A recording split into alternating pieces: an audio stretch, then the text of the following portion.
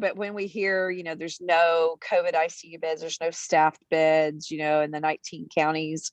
I have neighbors, our next door neighbor that we let him play with. She's gotten COVID recently. My neighbor 2 doors down on the right, her son is still fighting for his life in the hospital. He did not get vaccinated. My neighbor 2 doors down to the left, she is a school teacher, got exposed at Meet the Teacher Night in the first 2 days of school. That student was out the next week. So she tested.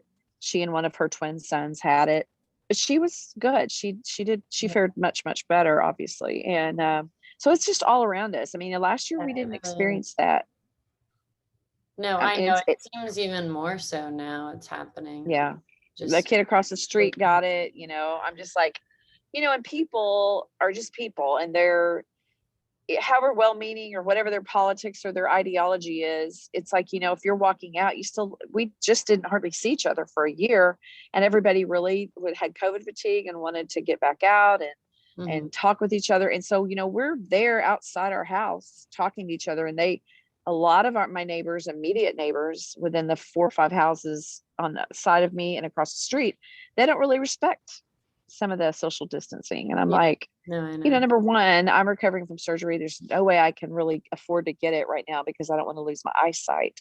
Hydrochloroquine apparently is not a good drug to be on for your eyesight, your eye pressure. And I've had complications from it. But anyway, so yeah, it's every day is a little bit of a challenge. So I guess I just don't understand why the knee-jerk reaction wouldn't be to protect our kids.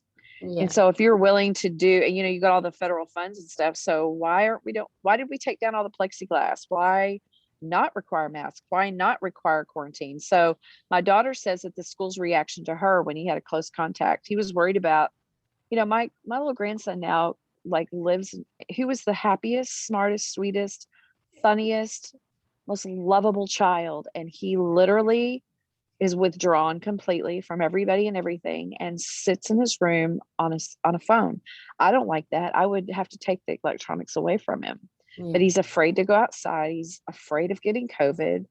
He's real aware. He's a gifted and talented kid. And he's way too aware of some things that some kids are blissfully unaware of. And it's breaking my heart to see him so aware of that. And so I don't know. And my daughter has been required to go to a 1 week, pardon me, a 1 week conference up in Oregon where there's a hot spot of COVID. She doesn't want to fly. She doesn't want to be alone away from her son. She's a single mom.